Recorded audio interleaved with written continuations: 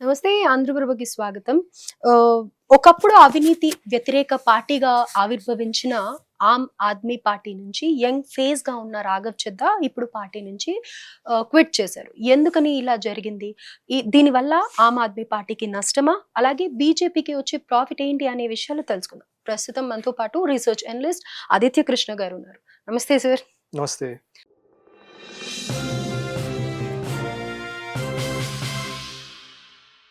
రాఘవ్ చద్దా గురించి రీసెంట్ టైమ్స్‌లో ఎక్కువగా వింటూ ఉన్నాం మనం.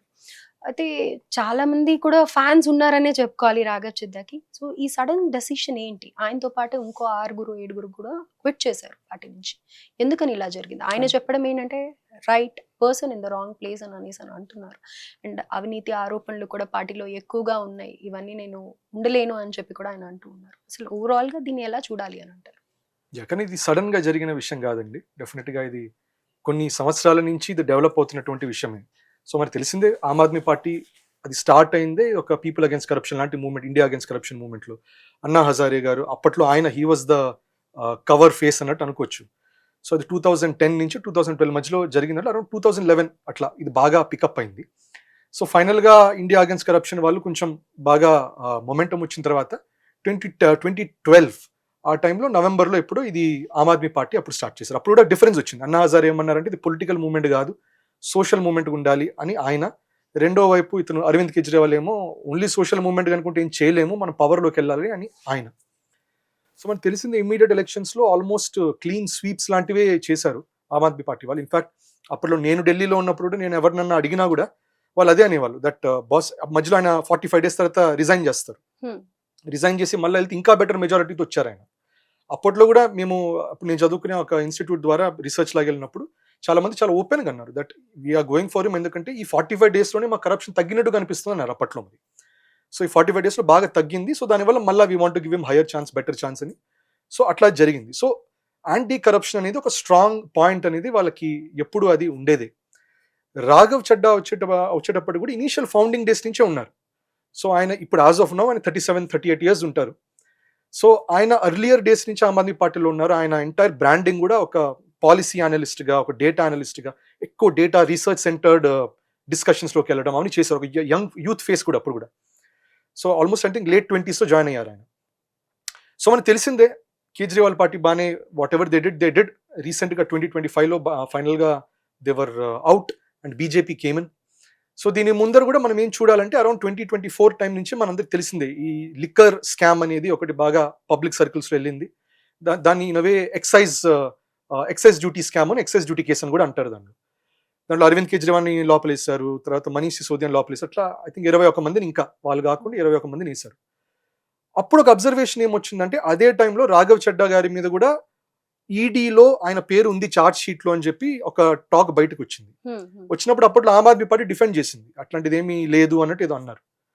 నెక్స్ట్ అప్పుడు అరవింద్ కేజ్రీవాల్ని ఆయనని జైల్లో వేయటం జరిగింది. అప్పుడు రాఘవ్ చడ్డా గారు యూకే వెళ్ళినట్టు తెలిసింది. సో అప్పుడు యూకే ఎందుకు వెళ్ళారు అని అడిగితే పార్టీ వాళ్ళు, ఆమ్ ఆద్మీ పార్టీ వాళ్ళు, ఆయనకు ఒక ఐ సర్జరీ ఉంది, ఐ సర్జరీ కోసం వెళ్ళారు అక్కడ అన్నారు. సో ఒక ఎక్స్టెండెడ్ ప్రొలాంగ్డ్ గానే ఉన్నారు. ఇన్ఫాక్ట్ ఆమ్ ఆద్మీ పార్టీ కొంచెం ఈ బాయిల్ జరుగుతుండగా ఆయనకి ఒక హై ప్రొఫైల్ వెడ్డింగ్ కూడా జరిగింది, ఒక బాలీవుడ్ యాక్ట్రెస్ తో చాలా హై ప్రొఫైల్ వెడ్డింగ్ జరిగింది. అప్పుడు కూడా యాక్చువల్గా ఆమ్ ఆద్మీ పార్టీ సర్కిల్స్ లో కొంతమంది ఒఫెండ్ అయిన వాళ్ళు ఉన్నారు, పార్టీ ఇంత డీప్ ప్రాబ్లమ్ లో ఉంది ఏంటి అని. ఇప్పుడు రాఘవ్ చడ్డా చేసిన దాని మీద జనరల్ గా ఎక్కువ ఫీల్ అవ్వాల్సిన అవసరం ఏముంది అనుకుంటే ఆయన he was a key player. In fact ఢిల్లీలో గవర్నమెంట్ ఫామ్ అయిన మరుక్షణం ఆయన అక్కడ ఉండే వాటర్ బోర్డ్, జల్ బోర్డుకి ఆయన వైస్ చైర్మన్ లాగా డిక్లేర్ చేశారు. సో అది కొన్నాళ్ళు నడిపారు. తర్వాత పంజాబ్ ఎలక్షన్ జరిగినప్పుడు ఆ భగవంత్ మాన్ సీఎం అయ్యే ముందర మొత్తం ఆ స్ట్రాటజీలో అంతా గేమ్ ప్లాన్ మొత్తం చాలా మటుకు రాఘవ్ చడ్డాని నడిపించిన గేమ్ ప్లాన్ అంటారు చాలా మటుకు. సో అది ఒక చాలా ప్రామినెంట్ ఫేస్గా ఉన్నారు. తర్వాత రాజ్యసభకి రికమెండ్ చేసింది ఆమ్ ఆద్మీ పార్టీ. రాజ్యసభలో కూడా ఒక డెప్యూటీ లెవెల్లో ఇచ్చారు, ఒక deputy head of Aam Aadmi Party Rajya Sabha లాంటి రోల్ ఇచ్చారు. సో ఆమ్ ఆద్మీ పార్టీలో ఇన్ అవే సింపుల్ గా చెప్పాలంటే blue eyed boy of Arvind Kejriwal లాగా అనొచ్చు. ఆ లెవెల్లో ఉన్న మనిషి సడన్ గా ఆయన ఇంప్రెజెంట్ చేసిన టైంలో కమెంట్ చేయకపోవటం, కంప్లీట్ సైలెన్స్ మెయింటైన్ చేయటం. ఆమ్ ఆద్మీ పార్టీ వాళ్ళు కూడా బాగా కొంచెం ప్రొటెస్ట్ మోడ్లోకి వెళ్ళారు, ఇవంతా ఇది పొలిటికల్ వెండెటా అని చెప్పి ప్రొటెస్ట్ మోడ్లోకి వెళ్ళారు. వెళ్ళినప్పుడు కూడా ఆయన సైలెన్స్ మెయింటైన్ చేయటం. తర్వాత శీష్ మహల్ అని చెప్పి అదొక ఇష్యూ జరిగింది. ఆమ్ ఆద్మీ పార్టీ అరవింద్ కేజ్రీవాల్ రెసిడెన్స్ చూపించారు, మొత్తం హై లెవెల్ రెసిడెన్స్, అంటే చాలా గ్రాండ్ గా కట్టుకున్నటువంటిది. సో ఇతన కామన్ మఫ్లర్ వేసుకొని దగ్గే కామన్ మ్యాన్ ఇటువంటి ఇల్లు కట్టుకోవడం ఏంటి అని చెప్పి బీజేపీ ఫుల్ ఆన్ వెళ్తుంటే ఆమ్ ఆద్మీ పార్టీ ట్రై చేసింది డ్యామేజ్ కంట్రోల్. అప్పట్లో ఆతిషి మార్లిన వీళ్ళందరూ కూడా బాగా డ్యామేజ్ కంట్రోల్ ట్రై చేస్తే ఈయన సపోర్ట్ చేయలే రాఘవ్ చడ్డా. సో అప్పటి నుంచే మొదలైంది. సో 23-24 టైం నుంచే కొంచెం ఎందుకు ఈయన కమెంట్ చేయట్లేదు, ఎస్పెషల్లీ ఈడీ ఛార్జ్ షీట్ అనే పేరు పడన టైం నుంచి ఎందుకు ఈయన ఏం కమెంట్ చేయట్లేదు కొంచెం మొదలైంది. కానీ డిఫెండ్ చేస్తూ ఉన్నారు. ఫైనల్ గా రీసెంట్ గా పార్లమెంట్ లో కూడా ఈయన chief election commissioner Gyanesh Kumar ఆయనకి వ్యతిరేకంగా ఆయన్ని తీసేయాలి అని చెప్పి ఒక ఈ ఒపోజిషన్ బ్లాక్ మొత్తం కలిసి పెట్టిన పిటిషన్ లో ఆయన సైన్ చేయలేదు రాఘవ్ చడ్డా. ఇది కూడా ప్రశ్నించారు, ఇదేంటి మన పార్టీ ఆమ్ ఆద్మీ పార్టీ అయ్యింది ఎందుకు సైన్ చేయట్లేదు, ఇది ఒక మాట వచ్చింది. తర్వాత వాళ్ళు కూడా రకరకాల పాలసీస్, బీజేపీ పాలసీస్ అన్ని చాలా అగ్రెసివ్ గా, అంటే రీసెంట్ గా గమనిస్తే రాహుల్ గాంధీ గారైనా మిగతా అగ్రెసివ్ గా పుష్ బ్యాక్ చేస్తున్నారు. అది ఈయన రాఘవ్ చడ్డా గారు ఎక్కువ పుష్ చేయలేదు. దీనికి ఆల్రెడీ డౌట్ పడుతున్నారు. సో ఫైనల్ బ్లో మనకు తెలిసిందే, ఏప్రిల్ ఈ నెల స్టార్టింగ్ లో డెప్యూటీ రోల్ తీసేయడం జరిగింది ఆయనకి ఆమ్ ఆద్మీ పార్టీ నుంచి. ఇంకోటి వాళ్ళు ఆ స్పీకర్ ఆఫ్ ద హౌస్ కి ఏమన్నారంటే, ఈయనకి మాట్లాడటానికి మీరు టైం అలొకేట్ చేసినా అది ఆమ్ ఆద్మీ పార్టీ టైంలో అలొకేట్ చేయకండి అని ఒక మాట అన్నారు. సో అంటే పబ్లిక్ లో రాకముందరే ఆల్రెడీ ఇంటర్నల్ గా ఆమ్ ఆద్మీ క్యాడర్ లో తెలిసిన విషయం, రిఫ్ట్స్ అనేవి మొదలవుతున్నాయి. ఇది ఇప్పుడు కాదు, ఇది 2 years నుంచి 2024. సో ఇది 3rd year డెవలప్ అవుతున్న 3rd year ఇది. సో ఇది జరుగుతుంది. సో ఫైనల్ గా నౌ ఇప్పుడు ఒక డైరెక్ట్ అటాక్ మోడ్ లోకి వెళ్ళిపోయినట్టే ఆమ్ ఆద్మీ పార్టీ, డెప్యూటీని తీసేయటం, మా టైం ఇవ్వకండి అనటం. So now was the best time for Raghav Chadda to come out and Raghav Chadda to finally make it very clear. In fact ఆయన గత లాస్ట్ 1 year ఆయన స్పీచెస్ చూసినా కూడా ఆయన ఎక్కువ ఏంటి గిగ్ వర్కర్స్ గురించి, లేకపోతే 10-minute డెలివరీలు ఏంటి అది ఇన్హ్యూమన్ అని చెప్పటం. సో అట్లాంటి జెనరిక్ పాలసీస్ మాట్లాడారు కానీ బీజేపీకి అపోజ్ చేసినటువంటి పాలసీస్ ఆయన మాట్లాడలా. ఈవెన్ బిగినింగ్ లో మాట్లాడారు కదా, బీజేపీని అపోజ్ చేసి మాట్లాడారు కదా. మచ్ బిఫోర్ 2024 ముందర మీరు చూస్తే వాళ్ళు దాదాపుగా చాలా మటుకు ఏంటి ఈ ఫ్యాసిస్ట్ మోడ్ లోకి వెళ్తున్నారని, డిక్టేటరియల్ మోడ్ లోకి వెళ్తున్నారని, కరప్షన్ సెంట్రిక్ లో వెళ్తున్నారని, అదాని అంబానీతో కహూట్స్ ఉన్నారని, ఇవన్నిటి వాటిలో కూడా రాఘవ్ చడ్డా బాగా సపోర్ట్ చేశారు దాంట్లో. సో ఆమ్ ఆద్మీ పార్టీకి యాంటీ కరప్షన్ బ్రాండింగ్ కి చాలా మటుకు ఆయన బిల్డ్ చేయించారు. సో 24 తర్వాత నుంచి షిఫ్ట్ చూశారు ఆమ్ ఆద్మీ పార్టీ వాళ్ళు కూడా గమనించారు, మనం కూడా గమనించవచ్చు. ఆ స్పీచ్ల్లో ఆ ఫియరీనెస్ తగ్గటము, కొంచెం బ్యాడ్జర్ చేయటం. ఎందుకంటే అపోజిషన్ పార్టీకి ఉండే రోలే అది, వాళ్ళు గవర్నమెంట్ కంటిన్యూస్ గా బ్యాడ్జర్ చేస్తూ ఉండాలి. అది చేయటం కనబడట్లేదు అది. సో ఆల్రెడీ ఇది సర్కిల్స్ లో ఇది కనబడుతుంది. కొంతమంది మళ్ళీ అన్నారు, ఇప్పుడు ఆయన బాలీవుడ్ అమ్మాయికి పరిణీతి చోప్రాని పెళ్లి చేసుకున్నారు, సో దానివల్ల బాలీవుడ్ సెన్సిటివిటీస్ ఉంటాయి, మళ్ళీ తేడాలు జరిగితే బాలీవుడ్ కి గవర్నమెంట్ కి ఇష్యూస్ ఉంటాయి, అందుకనే ఆయన కొంచెం లో ప్రొఫైల్ మెయింటైన్ చేస్తారు. ఇట్లాంటి మాటలు కొన్ని డిఫెన్స్ లో వస్తూ ఉన్నాయి. But end of the day Aam Aadmi Party knows it. Aam Aadmi Party realise చేసింది. అరవింద్ కేజ్రీవాల్ కూడా అందుకని ఏం కమెంట్ చేయలేదు. సైలెంట్ గా జరిగినటువంటి పనులు డైరెక్ట్ గా క్రిటిసైజ్ చేసింది భగవంత్ మంజీ ఒకళ్ళు డైరెక్ట్ గా క్రిటిసైజ్ చేశారు, అతిషి మార్లేనా ఆమె డైరెక్ట్ గా క్రిటిసైజ్ చేశారు. సో మనకి రిఫ్ట్ అనేది అర్థమైపోయింది, ఇది జరగబోతుంది అన్న విషయం అందరికీ తెలిసినటువంటి విషయమే. ఇప్పుడు అది కూడా ఆయన ఒక్కళ్ళు వస్తే ఆమ్ ఆద్మీ పార్టీ కూడా ఇన్వోక్డ్ యాంటీ డిఫెక్షన్ లా అనేది 1980s లో పెట్టారు. ఇట్లా ఒక పార్టీ బ్రాండ్ లో గెలిచి ఇంకో పార్టీకి జంప్ అవటం. కానీ మీరు ఆ యాంటీ డిఫెక్షన్ లా 83-85 అది ఇంప్లిమెంట్ అయింది. దాంట్లో ఒక క్లాజ్ ఉంటుంది, ఏమంటుందంటే ఒక ఎక్సెప్షన్ ఉంది, ఈ పార్టీ నుంచి ఇంకో పార్టీకి జంప్ అవ్వాలంటే 2/3 ఆఫ్ ద మెంబర్స్ జంప్ అయితే ఇట్స్ అలౌడ్ అని చెప్పి ఒక క్లాజ్ ఉంటుంది.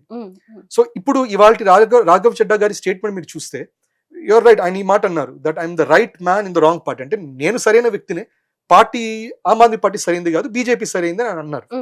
కానీ ఆయన చెప్పనటువంటి విషయం, కానీ మనం గమనించాల్సిన విషయం ఆయన అన్నారు, నాతో పాటు 2/3 వస్తున్నారు అన్నారు. ఇది సైలెంట్ గా అన్నారు, కానీ ఇదేంటంటే దాంతో కాన్స్టిట్యూషనల్ వ్యాలిడిటీ పట్టుకొచ్చారు. సో ఆయనతో పాటు హర్భజన్ సింగ్ కూడా వస్తున్నారు, ఆయనతో పాటు వేరే వాళ్ళు కూడా కలిసి రావటం. సో ఆయన 2/3 మెజారిటీ అంటే 10 members ఉన్నారు Rajya Sabha MPs for Aam Aadmi Party, 7 jump అవుతున్నారు బీజేపీ. నేచురల్ గా అపోజిషన్ అంటారు ఇది రాంగ్, ఇది అంటారు, కానీ but it is a repetitive theme. మనం కంటిన్యూస్ గా చూడొచ్చు. కర్ణాటకలో కూడా అప్పుడు కాంగ్రెస్ లోను జేడీయూ నుంచి కొంతమంది వాళ్ళు జంప్ అయి బీజేపీకి వెళ్ళడం వల్ల బీజేపీ పవర్ లోకి వచ్చింది. మళ్ళీ మనకు తెలిసిందే శివసేన గవర్నమెంట్ ని డౌన్ చేయడానికి అప్పుడు ఏక్నాథ్ షిండే ఫ్యాక్షన్ వచ్చేసి మెజారిటీ వెళ్ళి బీజేపీతో జాయిన్ అయ్యారు. అప్పుడు మళ్ళీ ఈ ఫ్యాక్షన్ అనేది బ్రేక్ అయింది. అక్కడ కూడా బీజేపీలో మర్జ్ అవ్వలేదు, ఆయన వేరే శివసేన లాగా పెట్టుకొని బ్రేక్ అవడం జరిగింది. తెలంగాణలో కూడా చూసాం, ఇంతకు ముందు కూడా టీఆర్ఎస్ ఫామ్ అయినప్పుడు కాంగ్రెస్ నుంచి కొంతమంది ఎమ్మెల్యేస్ టీఆర్ఎస్కి వెళ్ళడం. So it is a very normal thing. ఇది జనరల్ గా ఒక సైకాలజీ లెవెల్లో చూస్తే కూడా ఎవరైనా కూడా విన్నింగ్ సైడ్ లో ఉండాలని అనుకుంటారు most people, unless it is ఒక మహాభారతంలో ఐ థింక్ బార్బరికుడు ఎవరు అనుకుంటాను. సో బబ్రువాహనుడు బార్బరికుడు, ఆయన ఏంటంటే ఎప్పుడు కూడా కొంచెం లూజింగ్ సైడ్ వైపు ఎక్కువ ఉండి అక్కడ స్ట్రెంత్ ఇస్తారు. దానికి కృష్ణుడు అంటారు, సరే ఒక పంజే నువ్వు ఇటువైపు కాదు, నువ్వు తల కట్ చేసుకుని అబ్జర్వ్ చేయవారని అంటారు. So very rare cases losing side లో ఉంటారు, మిగతా వాళ్ళందరూ జనరల్ గా విన్నింగ్ సైడ్ నే ప్రిఫర్ చేస్తారు. సో ఇది కూడా మోస్ట్ లైక్లీ అని గమనించారు. Aam Aadmi party is routed out. Punjab లో it's unlikely Aam Aadmi party మళ్ళీ ఇంకోసారి వస్తుందని. అరవింద్ కేజ్రీవాల్ గారు ఆయన లిక్కర్ స్కామ్ లో చాలా భయంకరంగా ఇరుక్కున్నారు. అఫ్ కోర్స్ రీసెంట్ గా కోర్ట్ అంది సబ్స్టాంటివ్ ఎవిడెన్స్ లేదు అలిగేషన్స్ అన్నారు, కానీ కానీ ఆయన యాంటీ కరప్షన్ ఇమేజ్ డెంట్ అయింది. ఎందుకంటే లిక్కర్ స్కామ్ తో పాటు శీష్ మహల్ ని కూడా కవర్ చేశారు కదా, ఆయన రెసిడెన్స్ ని కూడా కవర్ చేశారు. సో ఆ యాంటీ కరప్షన్ ఇమేజ్ బాగా డెంట్ అయింది. సో ఓవరాల్ సో దీనివల్ల ఐ థింక్ ఆయన కూడా కొంచెం హవా గమనించుంటారు. That end of the day it's losing side and BJP is there for a while. So Raghav Chadha గారి ఒపీనియన్ లో politically it's a great move, కానీ ఎథికల్లీ మోరల్లీ చూడాలంటే ఆయనకి లైమ్ లైట్ ఇచ్చినటువంటి పార్టీ, ఆయనకి రైజ్ అయ్యి అవకాశాలు ఇచ్చేటువంటి పార్టీ డిఫికల్ట్ టైమ్స్ లో వెళ్ళిపోవడం అనేది ఎప్పటికైనా కూడా ఒక ఎథికల్ గా ఆయన ఒక ఆమ్ ఆద్మీ పార్టీ అయినా లేకపోతే ఎవరైనా కూడా కొంచెం న్యూట్రల్ గా చూస్తే ఎథికల్ గా ప్రాబ్లమాటిక్. అంటే ఇప్పుడు మీరు ఏమంటున్నారు, ఇంటర్నల్ గా డిస్ప్యూట్స్ ఉన్నాయి కాబట్టి ఈయన కొంచెం యాక్టివ్ గా ఉండి అలాంటివి ఏమైనా మేనేజ్ చేస్తే బాగుండు అనేసి అంటున్నారు అనేది ఎక్స్పెక్టేషన్. ఇప్పుడు ఏ పొలిటికల్ పార్టీ అని ఎవరైనా కూడా, ఇప్పుడు బీజేపీకి ఒక ఇబ్బంది అనేది జరుగుతూ ఉంటే మినిమం ఎక్స్పెక్టేషన్ ఏంటి, ఆ పార్టీలో ఉండే మిగతా పెద్దలు ఇన్వాల్వ్ అవుతారు, వాళ్ళు సపోర్ట్ చేస్తారు. అంతేగాని అవతల పార్టీ చాలా బలంగా ఉందని చెప్పి అవతల పార్టీ వైపు వెళ్ళిపోవడం అట్లాంటివి కాకుండా జనరల్ ఎక్స్పెక్టేషన్ అది. సో ఒక పార్టీ లెవెల్లో ఎక్స్పెక్టేషన్ ఆమ్ ఆద్మీ పార్టీ ఇది కొంచెం బిట్రేల్ లాగా చూస్తారు. కానీ నేనేమంటున్నది ఇవాళ జరిగింది బిట్రేల్ గా చూడరు, వాళ్ళు 2024 నుంచి బిట్రేల్ గా చూస్తున్నారు. సో అందుకని ఏప్రిల్ స్టార్టింగ్ లో that is why they said that deputy తీసేసి నాకు టైం ఇవ్వకండి అన్నారు. అప్పుడు కూడా ఆయన ఒక మాట అన్నారు, దట్ యూ కాంట్ సైలెన్స్ మీ అన్నట్టు కొన్ని పోస్టులు పెట్టారు, నన్ను సైలెన్స్ చేయగలిగిన నన్ను ఆపలేరు అట్లాంటి పోస్ట్ పెట్టారు. సో ఇనవే ఆయన ఇండికేషన్ ఇస్తూ ఉన్నారు రాఘవ్ చెడ్డా, దట్ మీరు తీసేసినా నేను నెక్స్ట్ స్టెప్ ఏదో అయిపోతున్నా. అది ఆమ్ ఆద్మీ పార్టీ కూడా తెలియకుండా ఉండదు, ఇంటర్నల్ గా అక్కడ లోకల్ ఢిల్లీ సర్కిల్స్ తెలిసిపోతాయి కదా ఎవరేం చేస్తున్నారు. సో కానీ మేబీ 7 కలిసి వెళ్తారని మేబీ ఎక్స్పెక్ట్ చేశారో లేదో, but Raghav Chadha was bound to leave అని అయితే డెఫినెట్ గా ఎక్స్పెక్ట్ చేస్తుంటారు. అయితే ఇప్పుడు ఒక రకంగా ఆ పార్టీకి అయితే నష్టం అనే చెప్పుకోవాలి, మరి బీజేపీకి ఏంటి లాభం? సో బీజేపీకి డెఫినెట్లీ ఇప్పుడు రాజ్యసభలో మీకు నంబర్స్ పెరిగినట్టు, ఇప్పుడు ఇంతకు ముందర క్యాలిక్యులేషన్స్ వేరుగా ఉంది. ఇప్పుడు రాజ్యసభలో 2/3 క్లియర్ మెజారిటీ లాగా ఆ పరిస్థితులు లేదు బీజేపీ. సో ఇప్పుడు ఏమవుతుందంటే కొంచెం మీకు నంబర్స్ అనేది స్ట్రెంథెన్ అవుతాయి.